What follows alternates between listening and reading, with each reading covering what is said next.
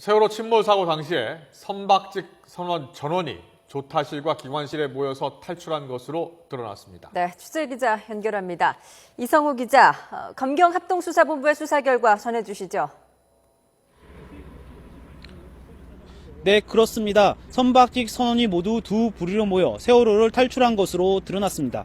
검경합동수사본부는 사고 당시 선원들 가운데 운항 관련은 조타실에, 기관 관련은 기관실에 각각 모여 있었다고 밝혔습니다. 함께 모여있던 이들은 해경의 구조선이 오자 배의 승객들을 내버려둔 채 세월호에서 탈출했습니다. 합동수사본부는 생존한 선박직 선원들의 휴대전화도 압수해 분석하고 있습니다. 선원들이 무전기를 쓴 것으로 알려졌지만 휴대전화 통화 내역도 분석해 탈출 과정과 구호 조치 등을 들여다보고 있습니다. 또 생존한 선원 가운데 형사처벌한 선박직 직원들에게는 모두 유기치사죄를 적용했습니다. 당시 상황과 사진 자료 등으로 볼 때 선원들이 구호 조치를 취하지 못할 급박한 상태가 아니었다는 겁니다. 지금까지 형사처벌된 선원은 이미 구속된 이준석 선장을 비롯해 11명입니다.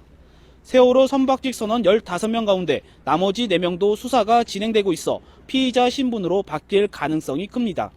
합동수사본부는 수사 초기 선원들에 대해 일괄적으로 출국 금지해 실종 승무원 3명이 출국 금지된 데 대해서 실종 승무원 가족들에게 사과하고 출국 금지 조치를 해제했습니다.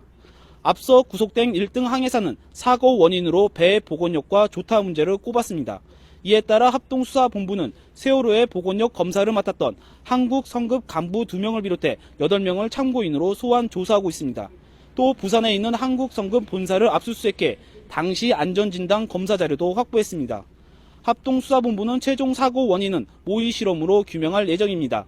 사고 당시 세월호의 선의 각도와 화물 선적의 양, 속도와 조류 등을 놓고 실험할 예정인데요. 다양한 조건을 고려해야 하는 만큼 상당한 시간이 걸릴 것으로 보입니다. 지금까지 서해지방해양경찰청에서 YTN 이성우입니다.